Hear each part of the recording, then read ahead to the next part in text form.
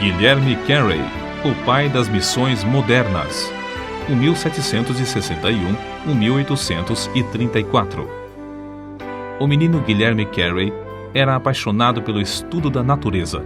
Enchia seu quarto de coleções de insetos, flores, pássaros, ovos, ninhos, etc. Certo dia, ao tentar alcançar um ninho de passarinhos, caiu de uma árvore alta. Ao experimentar a segunda vez, caiu novamente. Insistiu a terceira vez. Caiu e quebrou uma perna. Algumas semanas depois, antes de a perna sarar, Guilherme entrou em casa com o ninho na mão. "Subiste a árvore novamente?" exclamou sua mãe. "Não pude evitar. Tinha de possuir um ninho, mamãe", respondeu o menino. Disse que Guilherme Carey, fundador das missões atuais, não era dotado de inteligência superior e nem de qualquer dom que deslumbrasse os homens. Entretanto, foi essa característica de persistir, com o espírito indômito e inconquistável, até completar tudo quanto iniciara, que fez o segredo do maravilhoso êxito da sua vida. Quando Deus o chamava a iniciar qualquer tarefa, permanecia firme, dia após dia, mês após mês, ano após ano, até acabá-la. Deixou o Senhor utilizar-se de sua vida não somente para evangelizar durante um período de 41 anos no estrangeiro, mas também para executar a façanha, por incrível que pareça, de traduzir as Sagradas Escrituras em mais de 30 línguas. O avô e o pai do pequeno Guilherme pertenciam à igreja anglicana e eram sucessivamente professor e sacristão da paróquia. Assim, o filho aprendeu o pouco que o pai podia ensinar-lhe. Mas não satisfeito com isso, Guilherme continuou seus estudos sem mestre. Aos 12 anos, adquiriu um exemplar do vocabulário latino, organizado por Ditch, o qual decorou. Aos 14 anos, iniciou a carreira como aprendiz de sapateiro. Na loja encontrou alguns livros, dos quais se aproveitou para estudar. Assim, iniciou o estudo do grego. Foi nesse tempo que chegou a reconhecer que era um pecador perdido e começou a examinar cuidadosamente as Escrituras. Não muito depois da sua conversão, com 18 anos de idade, pregou o seu primeiro sermão. Ao reconhecer que o batismo por imersão é bíblico e apostólico, deixou a denominação a que pertencia.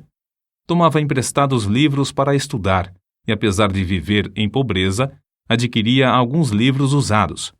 Um de seus métodos para aumentar o conhecimento de outras línguas consistia em ler diariamente a Bíblia em latim, em grego e em hebraico.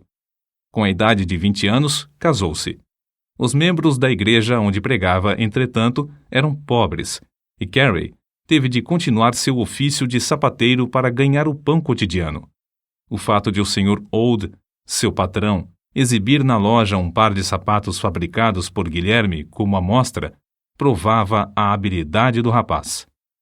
Foi durante o tempo em que ensinava geografia em Malton que Carey leu o livro As Viagens do Capitão Cook, oportunidade em que Deus falou à sua alma acerca do estado abjeto dos pagãos sem o Evangelho.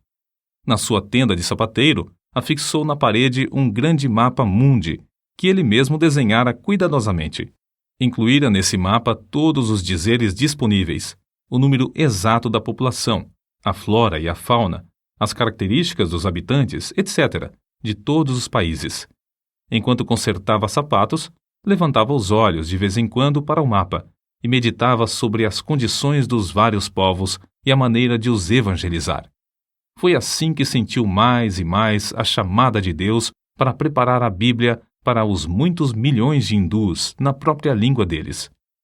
A denominação a que Guilherme pertencia, depois de aceitar o batismo por imersão, achava-se em grande decadência espiritual. Alguns ministros reconheceram a gravidade da situação e concordaram em passar 1 hora em oração na primeira segunda-feira de todos os meses, pedindo a Deus um grande avivamento. De fato, esperavam um despertamento, mas, como acontece muitas vezes, não pensaram na maneira que Deus lhes responderia. As igrejas de então não aceitavam a ideia, que consideravam absurda, de levar o evangelho aos pagãos. Certa vez, numa reunião do ministério, Carey levantou-se e sugeriu que ventilassem esse assunto, o dever dos crentes em promulgar o evangelho às nações pagãs.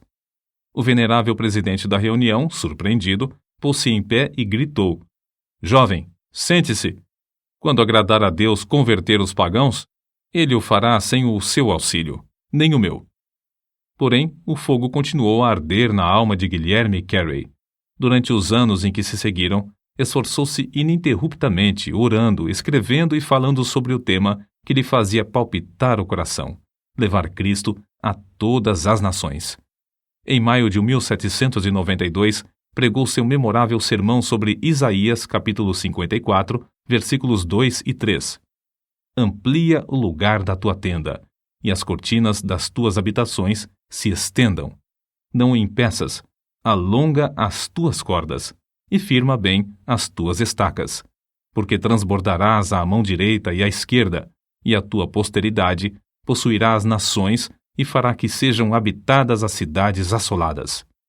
Discursou sobre a importância de esperar grandes coisas de Deus, e em seguida enfatizou a necessidade de tentar grandes coisas para Deus. O auditório sentiu-se culpado de negar o evangelho aos países pagãos, a ponto de levantar as vozes em choro. Foi então organizada a primeira sociedade missionária na história das igrejas de Cristo para a pregação da palavra de Deus entre os povos nunca evangelizados. Alguns, como Brainerd, Eliot e Schwartz, já tinham ido pregar em lugares distantes, mas sem que as igrejas se unissem para sustentá-los. Apesar de a sociedade missionária ter sido o resultado da persistência e esforços de Carey, ele mesmo não tomou parte na sua formação. O seguinte, porém, foi escrito acerca dele nesse tempo. Aí está Carey, de estatura pequena, humilde de espírito, quieto e constante. Tem transmitido o espírito missionário aos corações dos irmãos, e agora quer que saibam da sua prontidão em ir aonde quer que eles desejem, e está bem contente que formulem todos os planos. Nem mesmo com esta vitória foi fácil para Guilherme Carey concretizar o sonho de levar Cristo aos países que jaziam nas trevas. Dedicava o seu espírito indômito a alcançar o alvo que Deus lhe marcara. A igreja onde pregava não consentia que deixasse o pastorado. Somente quando recebeu a visita dos membros da sociedade é que o problema foi resolvido. No relatório da igreja consta o seguinte registro: apesar de concordar com ele, não achamos bom que nos deixe aquele a quem amamos mais que a nossa própria alma. Entretanto, o que mais sentiu foi quando a sua esposa recusou terminantemente deixar a Inglaterra com os filhos. Carey estava tão certo de que Deus o chamava para trabalhar na Índia que nem por isso vacilou. Havia outro problema que parecia insolúvel. Era proibida a entrada de qualquer missionário na Índia. Sob tais circunstâncias, era inútil pedir licença para entrar. Foi nessas condições que conseguiram embarcar, mas, infelizmente, o navio demorou algumas semanas para zarpar, e pouco antes de partir, os missionários receberam ordem para que desembarcassem.